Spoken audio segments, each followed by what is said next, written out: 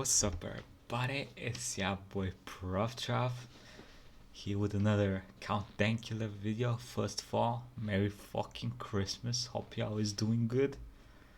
And let's get to it. Oh yeah, I'll be streaming some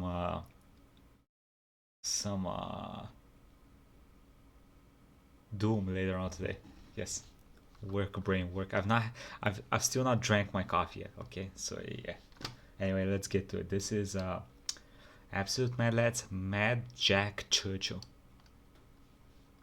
This video was brought to you by Boomer Juice. We're going to talk about a mad lad that Boomer I actually Juice. have some respect and admiration for, which will make a refreshing change from the other mad lads we've spoken about. Despite my admiration, this gentleman was so mad that the term mad even made it into his nickname. Mad Jack Churchill.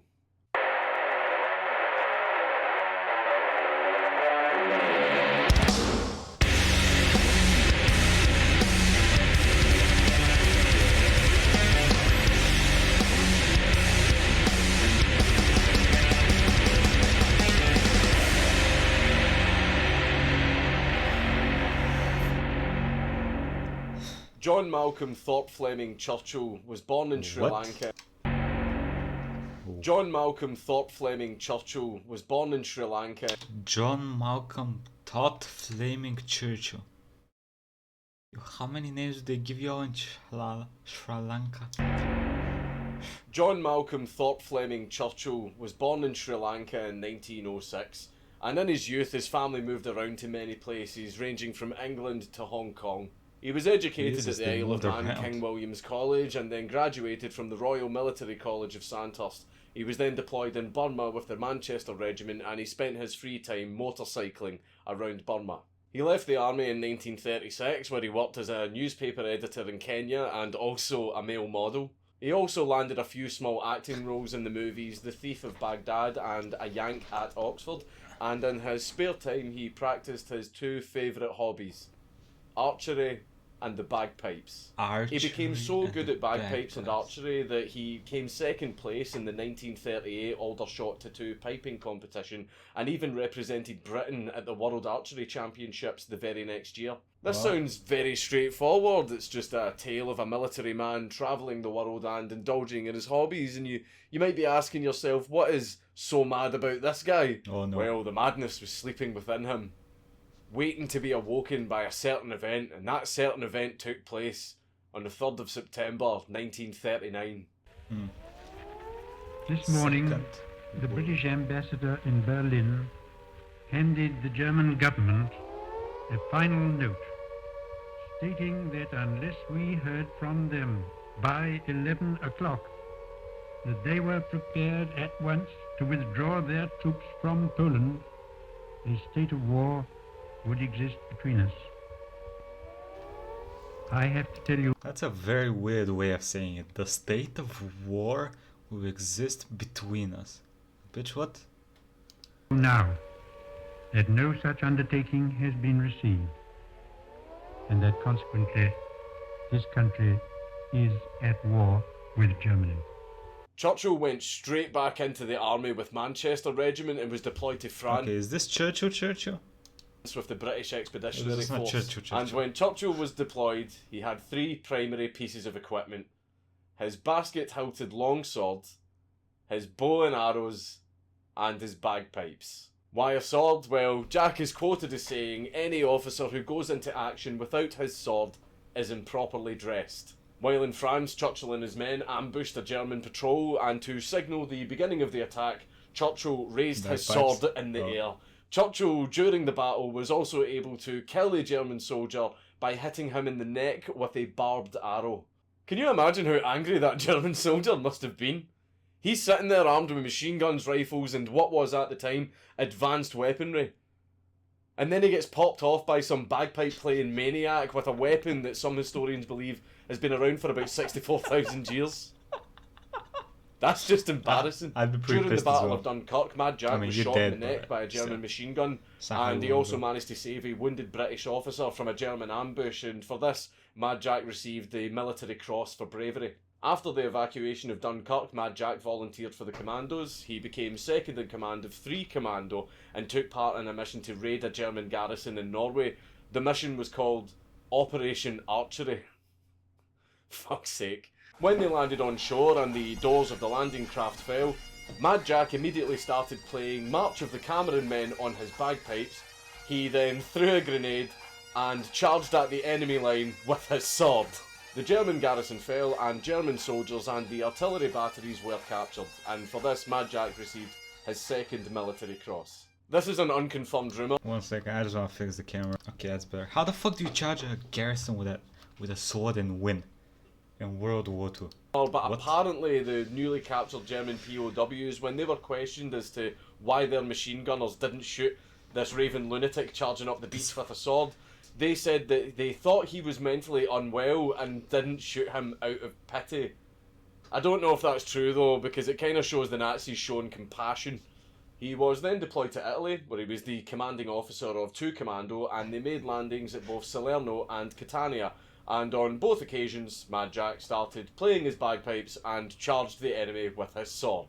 The whole objective was to destroy German observation posts and artillery posts in the cities of Pigliatti and Salerno, and despite being massively outnumbered, Mad Jack deployed a very clever tactic. He would spread out his men as evenly as he could around the German encampments, and then at night he would get them all at once to fire at the German encampment while screaming "Commando" at the top of their lungs. Mad Jack doesn't really do stealth missions. Yeah, I noticed. But this tricked I was expecting the raid on the garrison to be some badass Metal Gear Solid type of mission.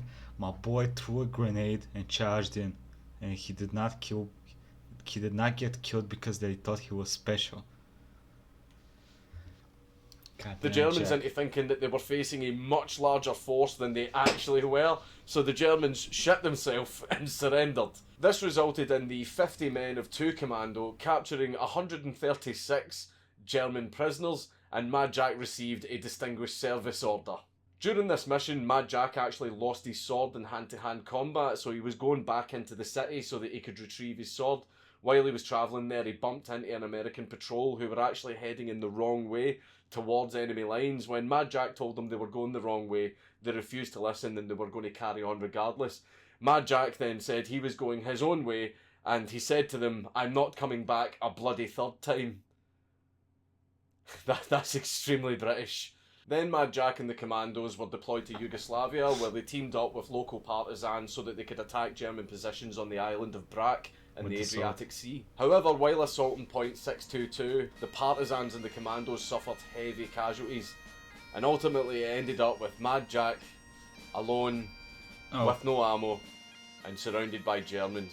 But instead of trying to run or hide, Mad Jack started playing "Will Ye No Come Back Again" on his bagpipes. Mad Jack was then knocked unconscious by a grenade, captured by the Germans and flown to Berlin for interrogation because they thought, due to his last name, he was a relative of Winston Churchill, and he was then transferred to Sachsenhausen concentration camp. Mad Jack and an RAF officer managed to squeeze under the wire of the camp and escape, and they were trying to make their way to the Baltic coast.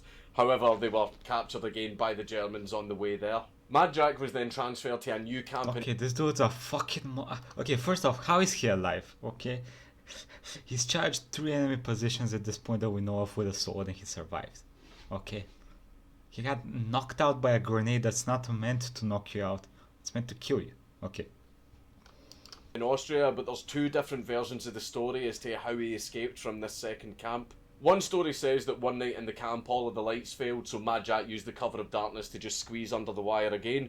But another version of the story is apparently while he was being transferred by the German army with other prisoners, the prisoners told the German officer that the SS were going to execute them.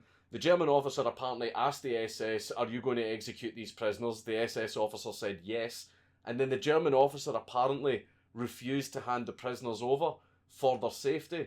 And the SS, apparently realising that they were outnumbered by the German army, backed off and left. And then after that, the German army just released the prisoners. I'm really not sure if that one's true, but a part of me kind of hopes it is. Mad Jack then walked for 150 miles through the Alps, surviving on little scraps of food he could find as he went, 300? until he eventually managed to make his way to Italy, where he bumped into an American armoured division. At that point, he was then sent back to England. The war in Europe by this point had pretty much ended, which really pissed Mad Jack off because he still had a lot of fight in him, but fortunately for Jack, the Battle of the Pacific was still raging on, so Mad Jack decided to hop on a plane to Burma so that he could join in the fight there. But do you know what happened as soon as Mad Jack arrived? On August the 6th, 1945, two American super... As soon as Mad Jack arrived? On August the 6th, 1945... Enola gay. What did my eyes just see? What was that?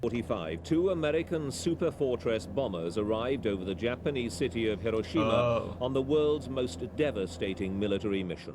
As you know, the Japanese immediately surrendered, which brought the war to an end.